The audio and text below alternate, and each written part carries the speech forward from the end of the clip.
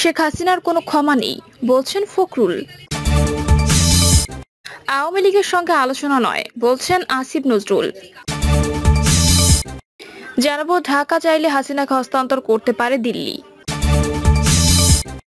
জানিয়ে দিব সময় থাকতে শেখ হাসিনাকে ফেরত পাঠান ভারতকে দুদু।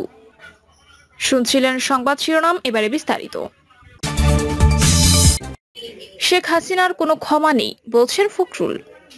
বিএনপির মহাসচিব মির্জা ফখরুল ইসলাম আলমগীর বলেছেন, শেখ হাসিনার কোনো ক্ষমা নেই। তিনি এ জাতিকে ধ্বংস করেছেন, সুতরাং জবাব তাকে দিতেই হবে। তিনি যে অপরাধ করেছেন তাকে বলা হয় মানবতা বিরোধী অপরাধ।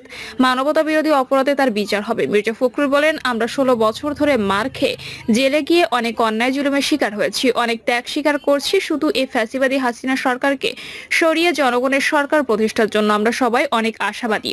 অন্তর্বর্তী সরকার জঞ্জাল দূর করে দেশের এমন একটি পরিবেশ তৈরি করবে যে পরিবেশে সুস্থ উপায়ে ও সবার অংশগ্রহণের মধ্য দিয়ে একটি গ্রহণযোগ্য নির্বাচন দেবে। সেই নির্বাচনে জনগণের একটি পার্লামেন্ট তৈরি হবে। বিএনপিও সংস্কার চায় বলে তিনি আরো বলেন, আমরা 31 দফা দিয়েছি 2 বছর আগে। বারবার বিষয়গুলো নিয়ে তাগিদ দেওয়া হয়েছে, কিন্তু এটা আমরা সরকারে না গেলে মেনটেন করতে পারবো না। আওয়ামী লীগের সঙ্গে আলোচনা নয় বলছেন আসিফ নজরুল। সংস্কারের বিষয়ে আওয়ামী লীগ ছাড়া সব রাজনৈতিক দলের সঙ্গে আলোচনা করবে অন্তর্বর্তী সরকার। এই তথ্য জানিয়েছেন অন্তর্বর্তী সরকারের আইন উপদেষ্টা আসিফ নজরুল। আসিফ নজরুল বলেন, সংস্কার বিষয়ে আওয়ামী লীগ ছাড়া সব রাজনৈতিক দলের সঙ্গে আলোচনা হবে। যারা গণহত্যা চালিয়েছে, হাজারের উপর মানুষকে হত্যা করেছে, হাজার হাজার মানুষকে আহত করেছে, যারা বিচারের ভয়ে পালিয়ে আছে, তাদের সঙ্গে আলোচনা হবে না। এটা আমাদের পরিষ্কার বক্তব্য।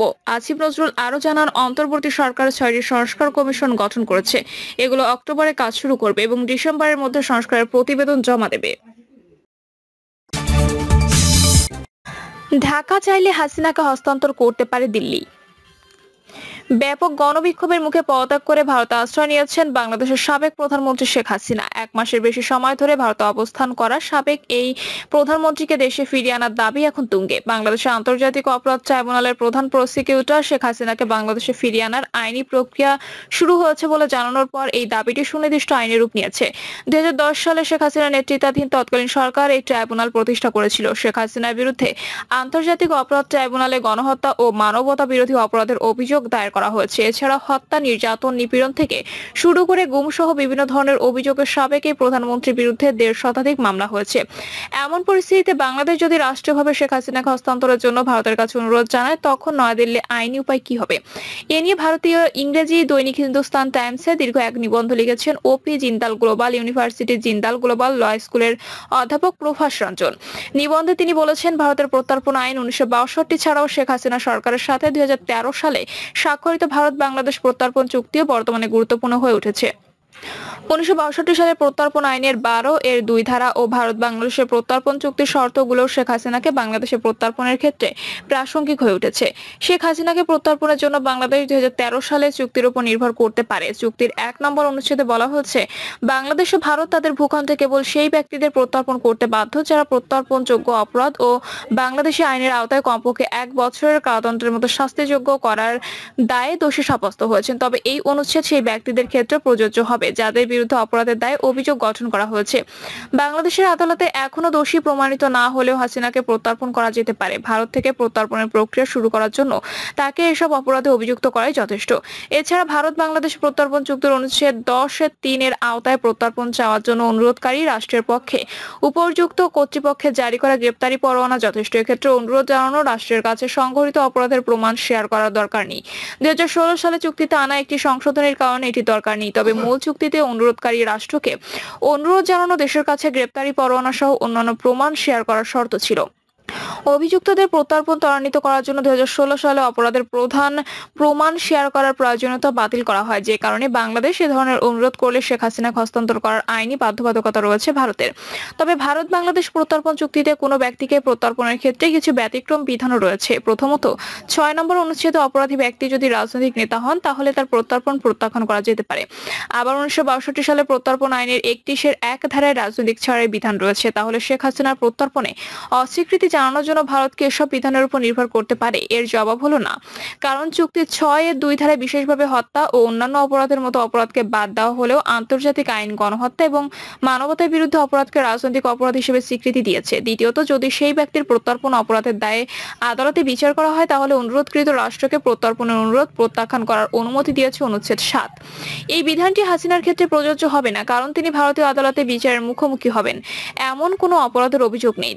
তৃতীয়ত, চুক্তির অনুচ্ছেদ 8-এর 1-এ আইআইআই ধারায় বলা হয়েছে, যদি একজন ব্যক্তি প্রত্যর্পণের জন্য অনুরোধকৃত রাষ্ট্রকে বোঝাতে পারে যে তাকে হস্তান্তর করা হলে দেশে তিনি ন্যায় বিচার পাবেন না এবং তাকে প্রত্যর্পণ করাটা নিপীড়নমূলক হবে, তাহলে অনুরোধকৃত রাষ্ট্রের সমস্ত পরিস্থিতি বিবেচনা করে তাকে প্রত্যর্পণ করা থেকে বিরত থাকতে পারে। কারণ ওই ব্যক্তির বিরুদ্ধে তোলা অভিযোগ ন্যায় বিচারের স্বার্থে সরল বিশ্বাসে করা হয়নি বলে জানাতে পারবে অনুরোধকৃত রাষ্ট্র। একই নীতি 1962 সালে প্রত্যর্পণ আইনের 29 ধারায় প্রতিফলিত হয়েছে। শেখ হাসিনার ক্ষেত্রে এই বিধান প্রযোজ্য হতে পারে যে পরিস্থিতিতে তিনি ক্ষমতা থেকে বিদায় নিয়েছেন এবং তার রাজনৈতিক প্রতিপক্ষরা বাংলাদেশের বিভিন্ন বিষয় পরিচালনা করছেন। তাতে যুক্তি দেওয়া যেতে পারে যে তার বিরুদ্ধে অন্য অভিযোগ প্রতিহিংসা ও রাজনৈতিক শত্রুতার দ্বারা প্রভাবিত। যদি তাকে বাংলাদেশে ফেরত পাঠানো হয় তাহলে তার সুষ্ঠু বিচার না পাওয়ার ঝুঁকি রয়েছে। সুতরাং তার প্রত্যর্পণ হবে নিপীড়নমূলক এবং অন্যায্য। এই ব্যাখ্যা বাংলাদেশের পক্ষে গ্রহণযোগ্য নাও হতে পারে। যারা দাবি করবে শেখ হাসিনাকে তার স্বৈরাচারী শাসনের জন্য জবাবদিহি করা হয় ন্যায় বিচারের স্বার্থে কোনো বিরোধ নিষ্পত্তিকারী সংস্থা তার ব্যাখ্যা সঠিকতা নির্ধারণ করা না করা পর্যন্ত আজ এর 1-এর এ আইআইআই ধারা অনুযায়ী উভয় পক্ষে নিজেদের আইনি ব্যাখ্যা অটল থাকতে পারে।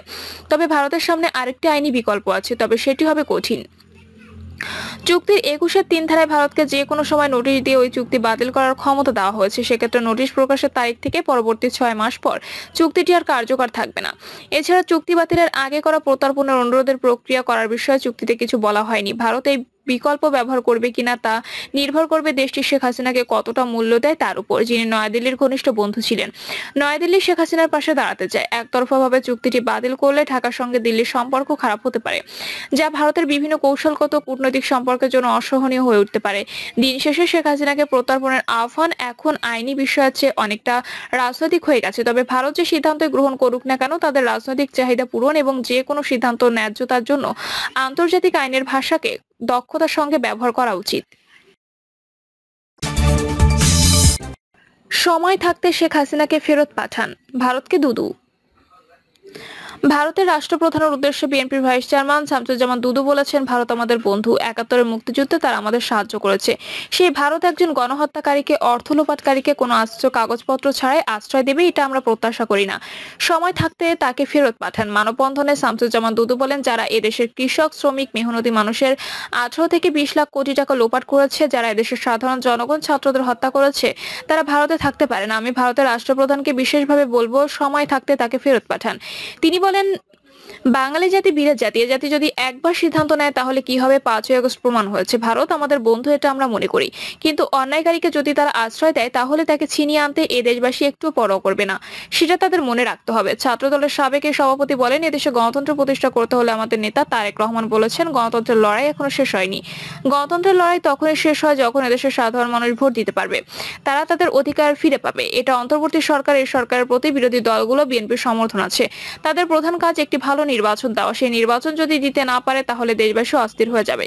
সেদিকে এই সরকার নজর দেবে, এটা আমি মনে করি। অন্তর্বর্তী সরকারের উদ্দেশ্যে শামসুজ্জামান দুদু বলেন, ছাত্র জনতার আন্দোলনে নিহতের পরিবারকে সরকার সহায়তা করছে, এজন্য তাদের ধন্যবাদ জানাই। এটা অত্যন্ত ভালো কাজ করেছে। আরো ভালো কাজ হবে যারা গত 16 বছর গণতন্ত্র প্রতিষ্ঠার আন্দোলনে শহীদ হয়েছেন, আহত হয়েছেন, তাদের পরিবারকে সহায়তা করলে এটা দেশবাসী মনে করে। বিএনপির নেতা আরো বলেন, এদেশের মানুষ গণতন্ত্রের জন্য, স্বাধীনতার জন্য 1971 সালে রক্ত দিয়েছে।